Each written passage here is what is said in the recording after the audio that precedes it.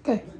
So what we're doing today is we're doing a beef bourguignon. So right now I'm just chopping up the onions and the garlic while I'm talking to you. If you can probably see, I'm doing it quite really thin slices. I want this onion when it's fried to really caramelise and taste nice before it goes in. Over there I've got some lovely beef. I should get a little picture or video of that as well.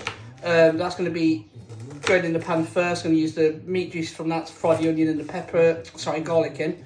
Just thinking about what to put with it later. So that's going to be cooked in the oven in a nice dish. Now this recipe isn't my own. It is based on the Hairy Biker's lesson, the late Dave Myers, but it's going to be based on, I always vary, and who doesn't? Like this one's going to have smoked paprika in. They wouldn't put that in. I'm going to have bay leaves in and a few other bits, but I'll put the ingredients up and a link to their recipe. Then the Dauphinoise potatoes I'm going to make are going to be my own take again, but that's a one pan wonder.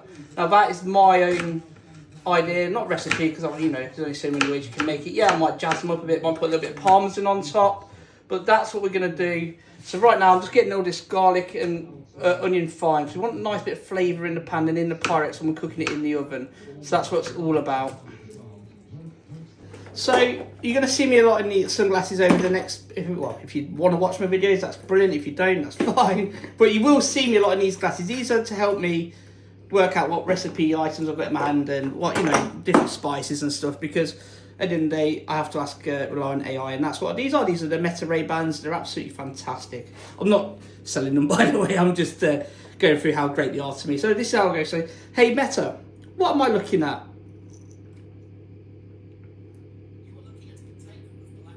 So it's telling me about black peppercorns. I don't need them at the minute. I do need to refill my pepper grinder, actually. I do need to do it and my salt one. They're both embarrassingly low. But let's see. What I'm looking for are bay leaves, because we're going to put a couple in. That will also come in the recipe. I might put some thyme in as well. I've got my smoked paprika, because that feels different anyway, so I know what that is. So hey, Meta, what am I looking at?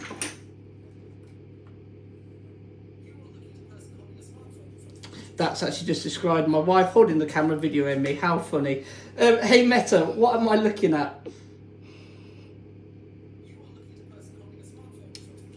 Again, it's doing that. So his focus has gone a bit crazy now because I'm in the kitchen. I am facing the window and it can sometimes affect them. So I'm just going to look away a little bit so I can now get a good view of what the label is saying. So hey Meta, look at this. Hey Meta, what am I looking at? It takes a picture. White pepper. Now I will put a bit of white pepper in because I think white pepper is a great ingredient. It's fantastic with meat, potatoes, and that's what this is. This is a great French dish, and that's what we're trying to do here.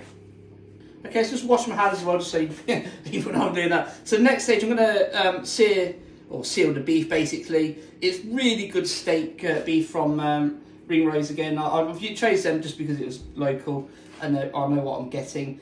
I'm getting this pan really hot. We're going to stick it in there, just get it like seared. Then the onions and garlic will go in straight after. Then the wine I'm using today, as well as a note to that, is a French Cavignon Sauvignon. That is, it's got to be French wine, isn't it? We're doing a French dish. So what I'm going to do now is I'm going to load this steak in. Hopefully you'll hear a bit of a sizzle as we go in. Rip the pack open. There we go, straight off. And I want it to be hot. I've brought it up to room temperature as well. It's something I do quite a lot with any beef.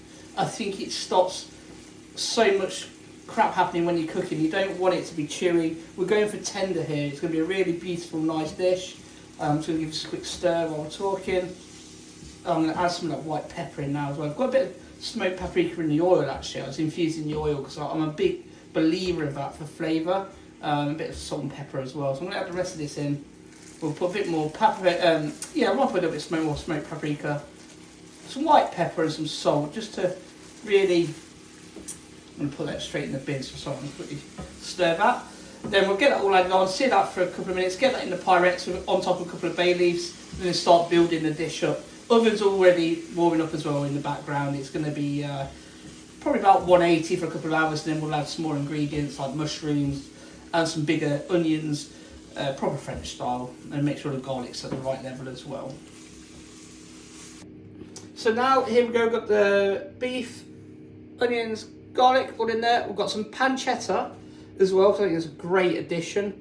So that's added in. on top of a couple of bay leaves on the bottom. Now I'm going to add some red wine in, loads of red wine, which is great about this dish. Again, this is a French Cabernet. Another good mention here is Co-op. Are one of the best supermarkets for a blind person, actually, because they do put Braille on all their products, which are their own or French. So that's in there now, all of it. That's what the hairy biker said to do. I absolutely back them to the hilt. A couple of good squirts of tomato puree next. So in there, good squeeze, get plenty in there to help thicken up. Now the thickening up will happen naturally because I'm actually going to cover this dish as well, and also I'm just going to sprinkle a beef stock cube on top. Now that will create its own stock in there, as you know. It'll be covered because I want to keep plenty of moisture in there. I won't say that other word you then lots of women don't like. So we're going to cover this up. It's got enough seasoning in there. It's going to be covered up. It's going to be cooked on low now for a couple of hours. Then we're going to add some more funky things in, like mushrooms, some different types of onions, and just then go from there, making a dish, and then get the dauphinoise on as well. Might do some carrots with it as well, just to have a little bit of help to it. So oven's hot, we're going to book it over there and off we go, and we'll see you soon. So what we're doing now is building up the dauphinoise. Now this is different to everyone does it. I do it in layers, so there you can see there's a layer of potatoes under that. There is a load of grated cheese on top of that. Now what I'm doing here is I'm using a product from, it's basically like a chopper, it spins around, I'll show you in a minute. It opens up here, it's got 3 blades. So that's smashed a load of garlic up there, fresh garlic. That's going to be scattered on each layer. And I've got all the thin potatoes I've got here by hand. I don't like madeleines. I don't want to rip my finger off. I've got 2 kids.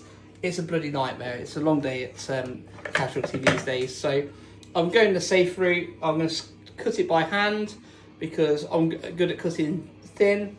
So all I'm going to do now is make these, put a load of cream on top. So you'll see cream. I'll show you the end product anyway. There will be a load of cheese on top. So you'll see proper dauphinoise potatoes in my version. They might be called something different in someone else's version, but that's what they are. And all I've got to do for the bourguignon is cook some mushrooms and onions in a bit of butter. That will be added in with a little bit of corn flour and a tiny bit of red wine stock, just to make sure it's plenty juicy.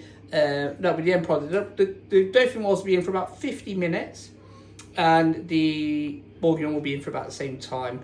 Cover off this time as well, so there'll be a bit of heat going on to that. Probably sit at about 180 again. So that's where we're at now, and I'll show you soon with the end product. Here we go, this is the finished product.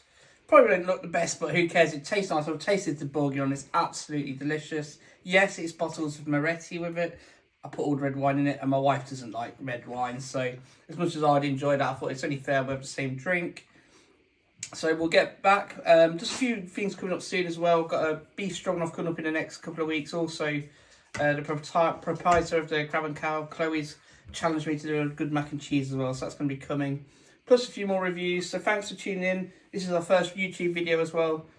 Subscribe and see you all soon.